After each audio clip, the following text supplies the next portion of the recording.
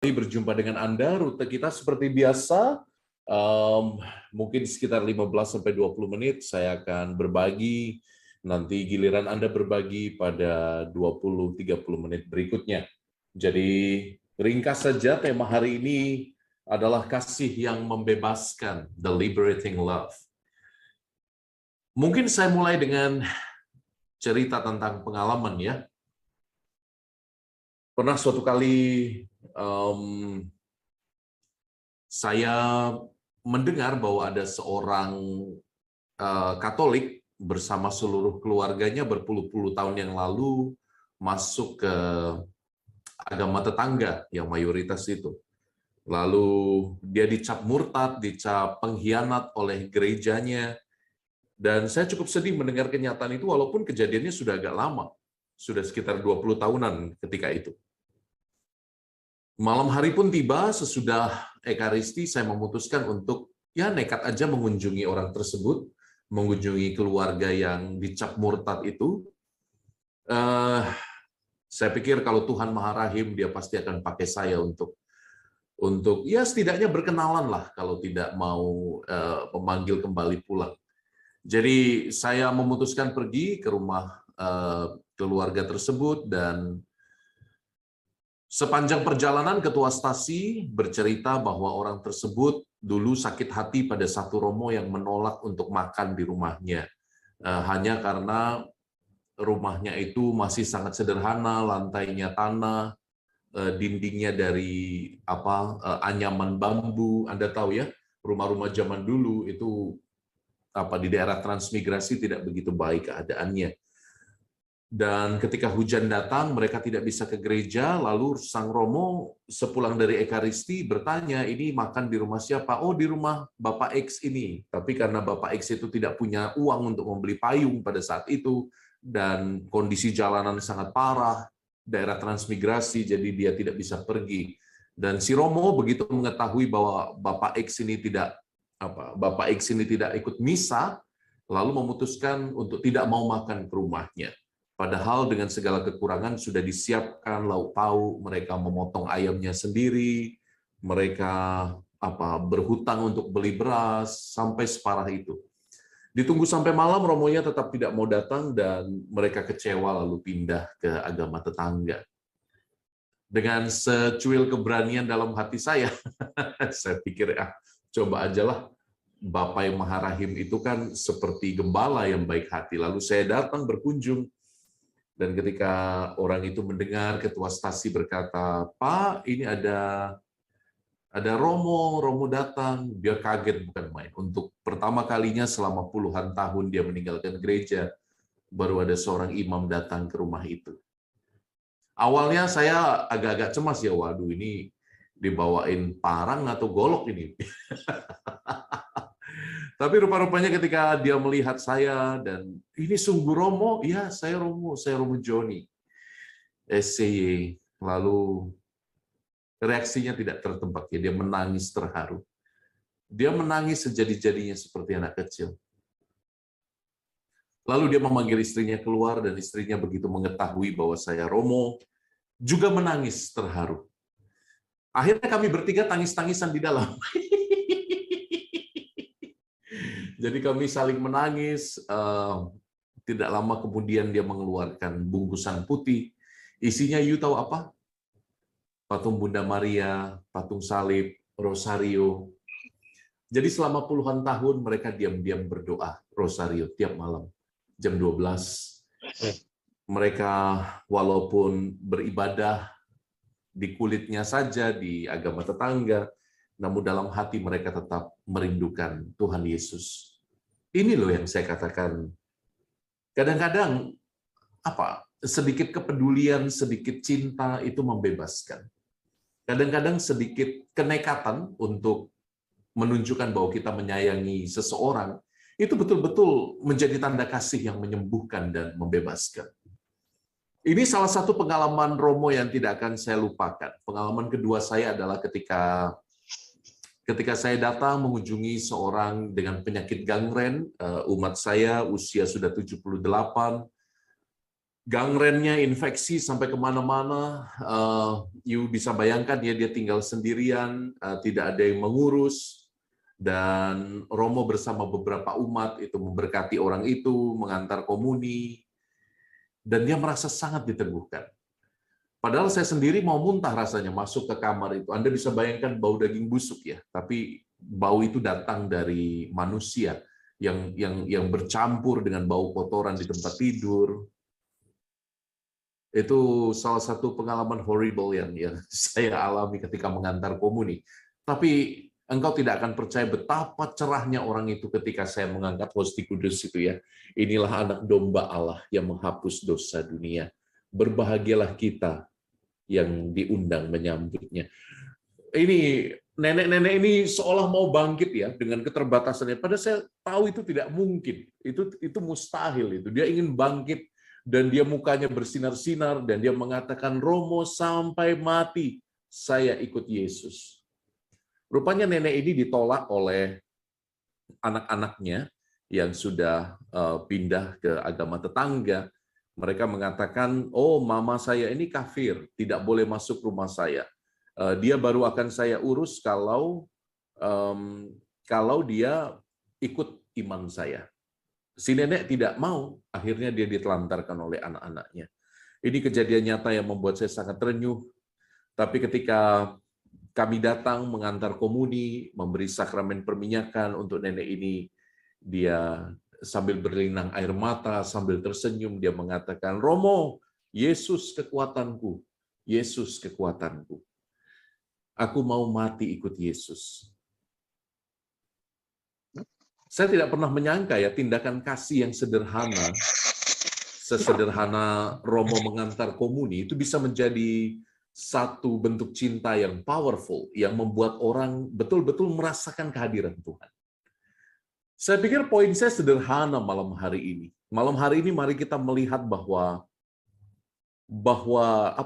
tindakan kasih, the action of love, itu punya efek yang luar biasa besar yang bahkan Anda tidak bisa bayangkan pengaruhnya. Yang Anda tidak bisa bayangkan daya kuasanya yang membebaskan. Teman-teman, dari mana kita mendapat kemampuan untuk melakukan tindakan kasih ini, atau kalau mau bisa kita bahasakan tindakan belas kasih, the merciful action atau the merciful deeds. Dari mana kita punya kekuatan untuk ini? Menurut saya Yohanes bab 15 ayat 15 itu adalah salah satu kunci untuk mengerti panggilan hidup seorang devosan kerahiman. Yohanes 15 ayat 15, pasti Anda familiar dengan itu, yaitu salah satu ayat-ayat emas saya, mengatakan bahwa engkau kupanggil bukan lagi hamba, melainkan apa? Melainkan sahabat. Aku memanggilmu bukan lagi hamba, sebab hamba tidak tahu apa yang dilakukan tuannya. Aku memanggilmu sahabat. I call you friends. Dan dalam terang sabda ini, kita dapat mengerti bahwa seorang putra Allah yang luar biasa, agung, mulia, dan kudus, memanggil kita sebagai sahabat. Ayat 15 dalam Yohanes bab 15 ini selalu direnung-renungkan oleh para ahli kitab suci, ahli teologi, ahli filsafat, sebagai undangan yang luar biasa dahsyat.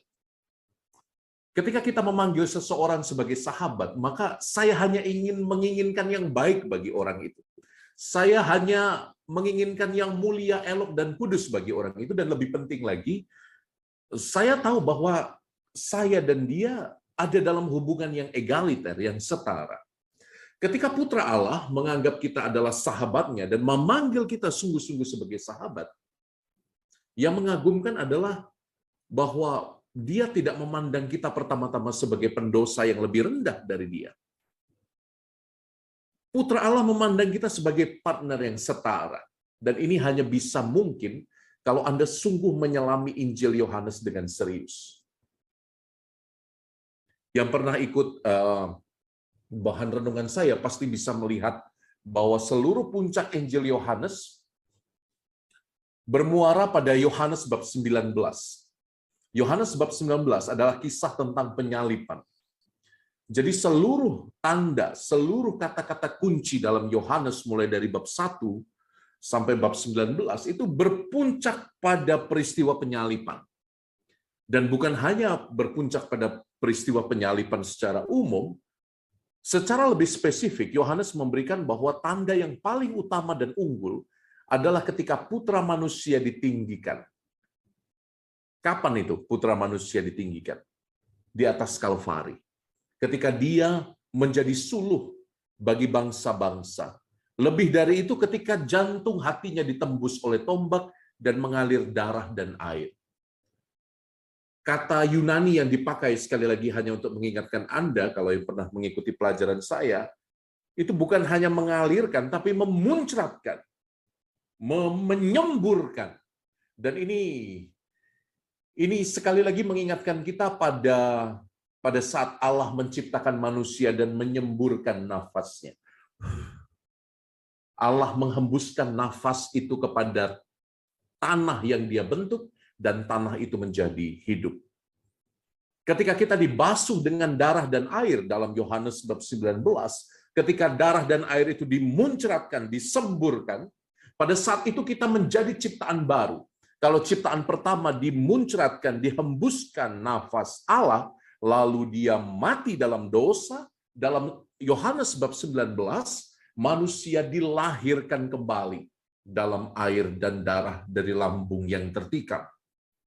Justru di sini letaknya hubungan antara Yohanes bab 19 dengan Yohanes bab 15 ayat 15.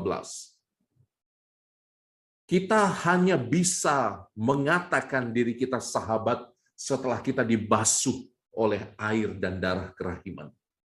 Kita hanya bisa mengatakan bahwa kita setara dengan Allah, bahwa kita kita menjadi sahabat Allah, kita egaliter posisinya setelah kita ditebus, setelah kita dijadikan ciptaan baru, baru kita punya kapasitas untuk mencintai, baru kita punya kapasitas untuk mengasihi dan berbuat tindakan belas kasih.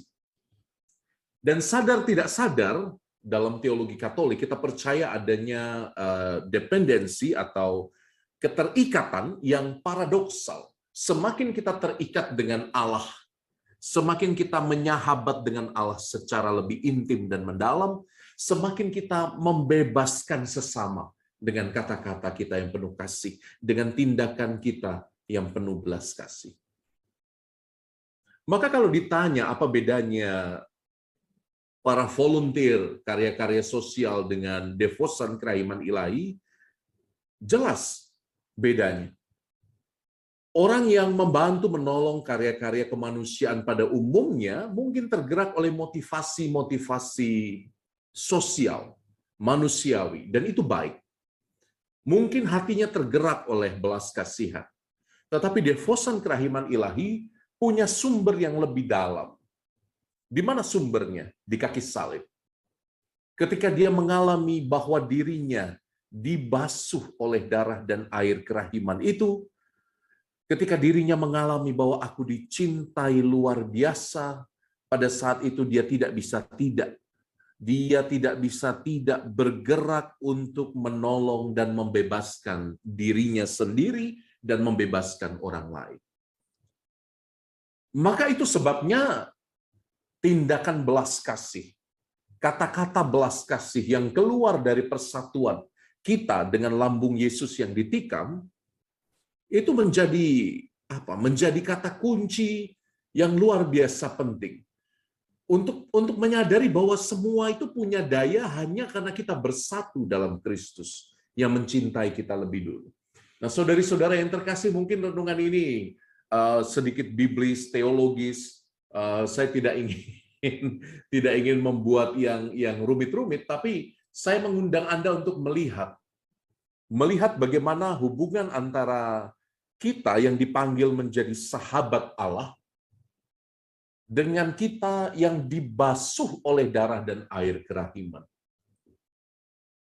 Hanya dengan persatuan yang mendalam dengan lambung yang tertikam itu, Kata-kata kita mempunyai daya, tindakan kita mempunyai daya, mempunyai efek yang menyembuhkan dan membebaskan. Nah, teman-teman sendiri nanti bisa lihat lagi, kalau mau melemparkan lebih jauh, saya suka sekali Injil Yohanes. Injil Yohanes bab 5 ayat 25 sampai 28. Di awal saya akan baca saja. Aku berkata kepadamu, sesungguhnya saatnya akan tiba dan sudah tiba, bahwa orang-orang mati akan mendengar suara Anak Allah, dan mereka yang mendengarnya akan hidup. Sebab sama seperti Bapa mempunyai hidup dalam dirinya sendiri, demikian juga diberikannya Anak mempunyai hidup dalam dirinya sendiri. Dan ia telah memberikan kuasa kepadanya untuk menghakimi karena ia adalah Anak manusia. Jangan kamu heran akan hal itu, sebab saatnya akan tiba bahwa semua orang yang di dalam kuburan akan mendengar suaranya. Yohanes bab 5 ayat 25 sampai 28. Kenapa Romo tiba-tiba maju lagi setelah kita membahas Yohanes 15 ayat 15, kita menghubungkannya dengan Yohanes bab 19, lalu kita lari ke depan lagi jauh di Yohanes bab 5. Saya ingin mengundang Anda untuk menyadari satu hal penting juga, bahwa kuasa yang Anda terima pada saat Anda berbuat baik, pada saat Anda mengampuni, pada saat Anda melakukan tindakan belas kasih, kuasa itu, kuasa yang membebaskan itu datang tidak lain tidak bukan dari Yesus sendiri. Banyak orang merasa bangga dengan pencapaian-pencapaiannya. Banyak devosan yang menerima rahmat, mujizat, kesembuhan, kepulihan, pengampunan, keutuhan kembali hidup keluarga, tapi lupa bahwa itu sebetulnya bukan usaha Anda sendiri. Itu adalah rahmat. Rahmat dari Putra Allah yang sabdanya menghidupkan, yang sabdanya punya daya. Maka sekali lagi saya undang Anda untuk melihat Yohanes bab 5 ayat 25 sampai 28. Saatnya akan tiba bahwa orang-orang mati akan mendengar suara Anak Allah, dan mereka yang mendengarnya akan hidup. Apa maksudnya? Apa efeknya untuk kita? Toh kita belum mati, Romo. Saudara-saudariku yang terkasih dalam Kristus, banyak orang yang gagal mengampuni dirinya. Banyak orang yang gagal berbelas kasih pada orang lain. Terutama bila orang lain itu menyakiti hati dan hidupnya. Banyak orang gagal untuk menjadi pribadi yang penuh kerahiman.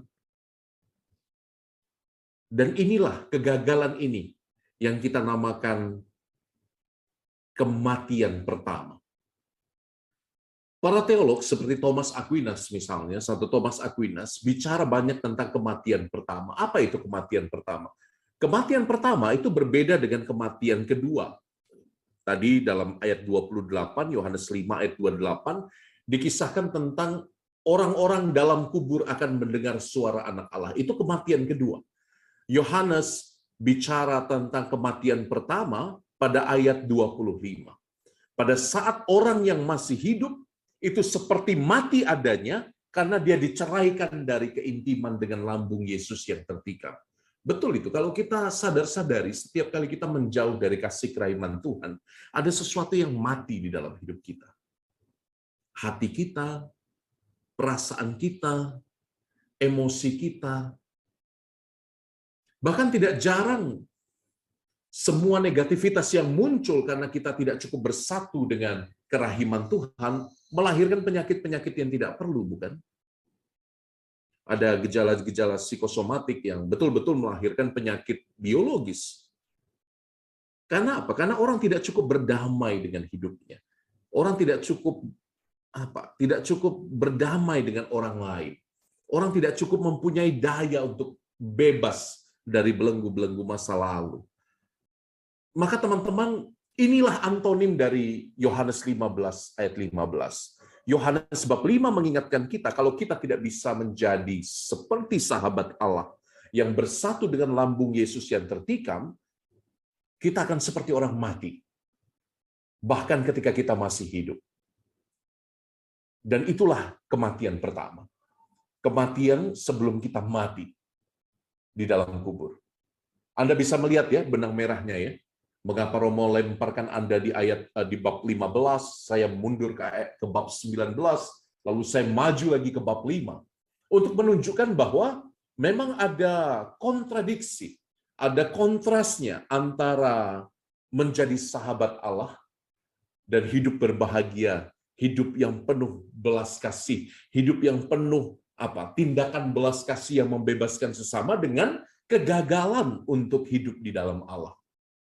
Ini yang kita lihat dalam Yohanes bab 5. Ada saatnya orang-orang mati itu mendengarkan suara Allah. Tapi ada saatnya juga mereka yang menolak mendengarkan suara Allah betul-betul mati. Mati sebagai kematian yang pertama. Nah, teman-teman, semoga renungan ini membantu Anda untuk lebih dalam melihat hidup Anda. Di mana Anda sekarang berada? Di mana posisi hidup rohanimu saat ini? Apakah engkau sudah cukup percaya diri dengan kasih kerahiman Tuhan? Apakah engkau sudah 100% memeluk kasih kerahiman Tuhan? Karena orang bisa berdevosi, orang bisa rosario koronka dari pagi, siang, malam, tapi hatinya enggan menerima kasih kerahiman itu.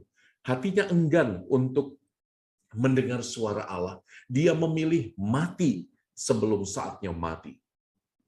Di mana posisi hidup rohani Anda saat ini? Di mana motivasi Anda yang paling jujur ketika berbuat baik untuk orang lain? Apakah hanya dari motivasi psikologis Anda, atau Anda punya motivasi yang lain? Karena aku sudah dicintai luar biasa, Romo, maka aku tidak bisa tidak mencintai sesama. Hanya ketika kita mendengar suara Allah yang sejati dalam hati kita, suara yang mengatakan, aku mengasihimu, engkau berharga di mataku, aku mengampunimu, aku mengenalmu sejak engkau dikandung ibu, aku yang merajut buah pinggangmu. Hanya ketika kita mendengarkan suara Allah yang sejati, kita dijauhkan dari kematian. Hanya ketika kita mampu mendengar suara belas kasih dari Yesus yang ditikam di atas salib, kita mampu pergi ke wilayah-wilayah yang lebih mendalam. Pergi ke wilayah-wilayah yang beresiko untuk hidup kita tanpa perlu menjadi terlalu khawatir. Pergi untuk mewartakan kabar baik kepada orang-orang yang sampai saat ini masih dibelenggu oleh kuasa-kuasa kegelapan. Hanya dengan bersandar pada kekuatan salib dan kerahiman itu, kita dimampukan untuk memanggil sesama sebagai sahabat, untuk membiarkan mereka lepas dari aneka belenggu. Itulah mengapa saya memberi judul pertemuan kita malam hari ini, The Liberating Love, kasih yang membebaskan. Terima kasih, saya kembalikan kepada Pak Heru. Ya, terima kasih Romo Albertus Joni.